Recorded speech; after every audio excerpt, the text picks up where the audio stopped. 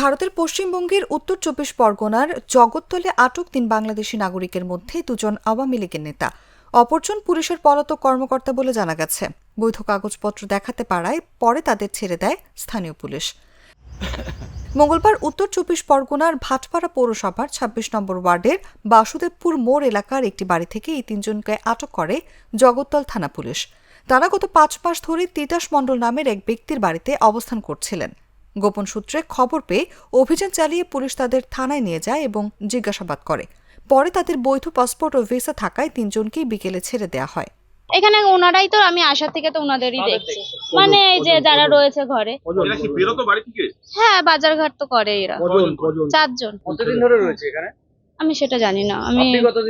আমি 26 তারিখের যে কাজ করছি। আমাকে ওই যে হাটে একজন দোকান আছে, হাটে ওনারা বাজারে যায়, সেখানে খবর দিয়েছিল, সিমি আমাকে ঠিক করে দিয়ে বললো যে মাইনা নিয়ে কোনো প্রবলেম হবে না, আপনি কাজ করেন নিশ্চিন্তে। বাংলাদেশি পাসপোর্ট ভিসা আছে মানে বাংলাদেশ থেকে আসছে এক, আর কি কাজ করে কে কোথা থেকে করে জানবো।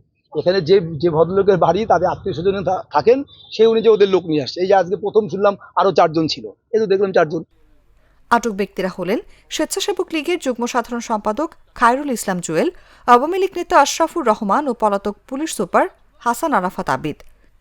তিতাস মণ্ডলের বাড়িতে পেইং গেস্ট হিসেবে থাকা যাদবপুর বিশ্ববিদ্যালয়ের শিক্ষার্থী অনিরুদ্ধ বিশ্বাস বলেন, 3 জনই তিতাস মণ্ডলের পরিচিত। তারা পাসপোর্ট ও ভিসা নিয়ে বৈধভাবে ভারতে এসেছেন। বাংলাদেশের বর্তমান রাজনৈতিক পরিস্থিতির কারণে প্রাণ বাঁচাতে ভারতে আসেন তারা।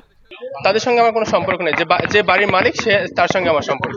এরা কিছু করতো না, এখানে জাস্ট আছে, এরা কিছুই করতো না। ওই যে তাদের ডকুমেন্টস গুলো নিয়ে গেল, যে ডকুমেন্টস গুলো ঠিক আছে কিনা এটা ভেরিফাই করতেছে। সবটাই জানেন যে বাংলাদেশে এখন আওয়ামী লীগের কি অবস্থা, তো তার জন্য তারা এখানে আসছে। আপনি তো বলছেন আওয়ামী লীগের, তো আমিও তো বলছি আওয়ামী লীগের। পালিয়ে আসেনি, এরা পাসপোর্টেই আসছে। হ্যাঁ, পাসপোর্টে আসছে মেডিকেল পারপাসে। ওই 3 জন ভারতে এসে চিকিৎসাও নিয়েছেন। তবে এটি প্রথম ঘটনা নয়। স্থানীয়রা জানান, এর আগেও ওই বাড়িতে বাংলাদেশি নাগরিকদের আসা যাওয়ার ঘটনা ঘটেছে।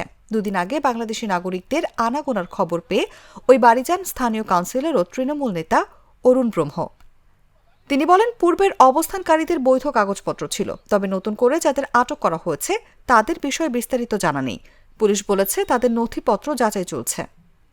ওই বাড়ির গৃহ পরিচারিকা প্রিয়াঙ্কা বিশ্বাস বলেন, 26 মে থেকে আমি ওই বাড়িতে কাজ করছি। তখন থেকেই 4 জন পুরুষকে ওই বাড়িতে দেখেছে।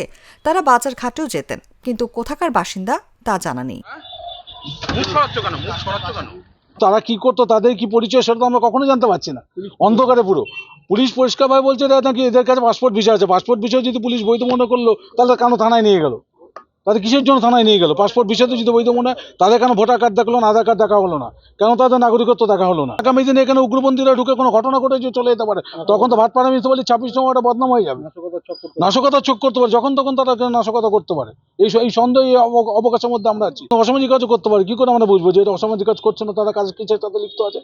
জামাত না আনসারুল্লাহ বাংলা টিম, কোন টিমের সাথে তারা যুক্ত? সাধারণ নাগরিক হিসেবে আমরা একটা সন্ত্রস্ত ভয় সন্ত্রাসের মধ্যে বসবাস করছি কেন আমরা। কালার এক্সপার্ট, জর্জ স্যাপ এবং মাইল্ড অন হ্যান্ডস টেকনোলজি সমৃদ্ধ অরিক্স ক্রিস্টাল ওয়াশ আপনার লন্ড্রি এক্সপার্ট।